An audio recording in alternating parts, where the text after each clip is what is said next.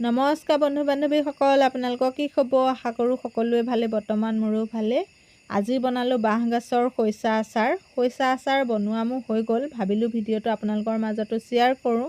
বাঁহগাজৰ খৰিচা আচাৰ বনাবৰ কাৰণে মই বাঁহগাজ 4টা আনি লৈছোঁ।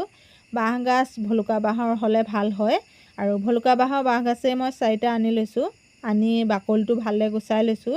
বাকলিটো গুচাই মই মিহিকৈ কটাৰীখনে কাটি লৈছোঁ যাতে ৰুকিবলৈ ভাল হয়। আৰু মই এতিয়া 4টাই ৰুকি ল'ম। আপোনালোককো দেখাই গৈছোঁ, আপোনালোকেও চাই যাওক। আৰু বহুতে বাঁহগাজৰ আচাৰ বনাব জানে, বহুতে হয়তো নাজানে।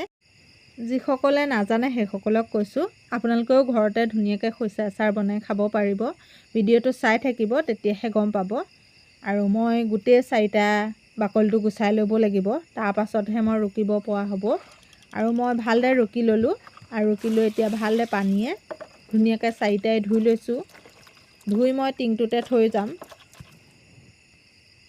আৰু এতিয়া মই ৰুকিবলৈ লৈছোঁ।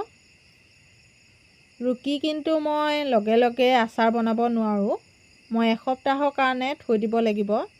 এসপ্তাহৰ কাৰণে থৈ দিয়াৰ পাছতহে আচাৰ বনাব পৰা হ'ব। খৰিচাখিনি কিন্তু ৰুকি পেলাই টিঙত যদি বা বেলেগ বাচনত যদি থৈ বেছি দিন ৰাখিব পাৰে, তাৰপাছত যদি আচাৰ বনায়, সেইখিনি আচাৰ কিন্তু খাবলৈ বেছি ভাল হয়। আৰু মই এতিয়া টিংটোতে ভৰাই থৈ যাম। আৰু অলপমান পানী ছটিয়াই দিছোঁ। ছটিয়াই দি ঢাকন এখন মাৰি থৈ দিম। আৰু এয়া মই এতিয়া লৈছোঁ এসপ্তাহৰ পাছত। ইয়াতে হালধি অলপ ছটিয়াই থ'ব লাগিছিলে মই প্ৰথমতেই, কিন্তু নছটিয়ালোঁ। হালধি দিলে ৰংটো অলপ দেখিবলৈ ভাল হয়।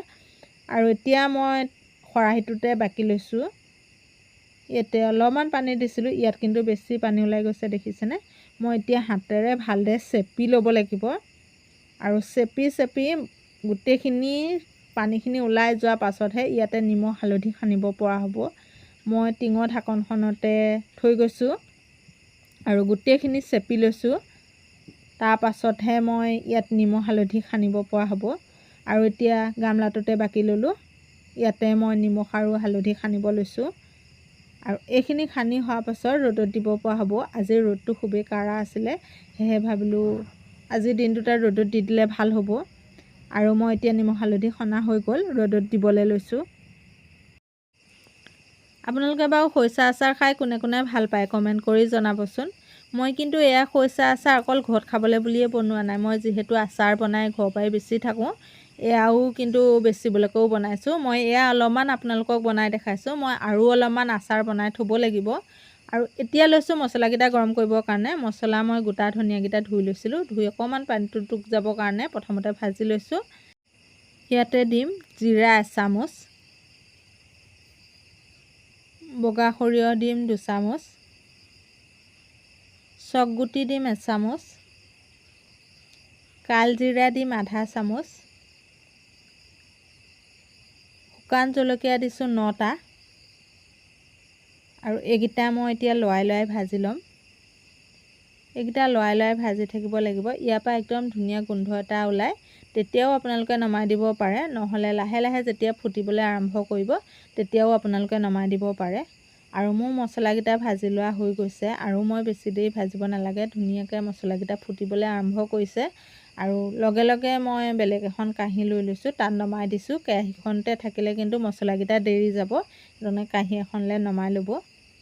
আৰু এতিয়া মই লৈছোঁ তেলকণ গৰমাবৰ কাৰণে। মই ধাৰা তেল 1 লিটাৰ লৈছোঁ। মই অকণমান থৈ দিম, গোটেইকণ দি নিদিওঁ। দৰকাৰ হ'লে আকৌ সেইকণো দি দিম।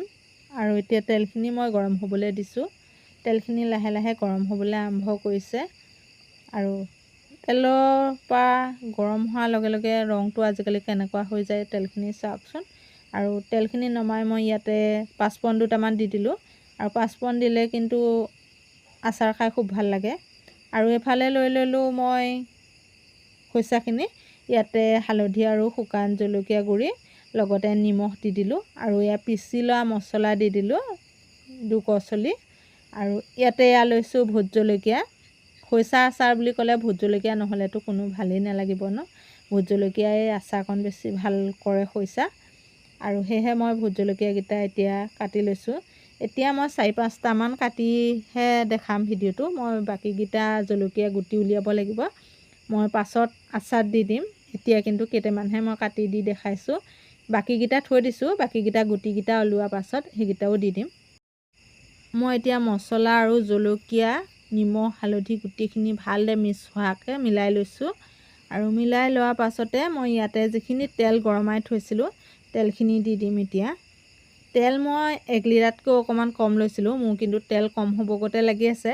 তেল কম হ'লেও কোনো কথা নাই, পাছত মই আকৌ তেলখিনি দি দিব পাৰিম। আৰু এয়া মই তেলতে যিকেইটা পাঁচফোৰণ দিছিলোঁ, পাঁচফোৰণকেইটাও কিন্তু আচাৰত দি দিছোঁ। আৰু পাঁচফোৰণৰ গোন্ধটোৱে আচাৰকণ বেছি ভাল কৰে খাবলৈ। আজিলৈ খৰিচা আচাৰ ৰেডি হৈ গৈছে। আৰু ইয়াতে মই তেল অলপমান দিব লাগিব বাৰু। তেল আৰু জলকীয়াটো মই অলপ কমাই দিয়া হৈ আছে, পাছত দি দিম। আৰু আপোনালোকে যদি খৰিচা আচাৰ ভিডিঅ'টো চাই ভাল পালে লাইক, কমেণ্ট, শ্বেয়াৰ কৰিব। কাষতে থকা বেল আইকনটো দবাই দিব।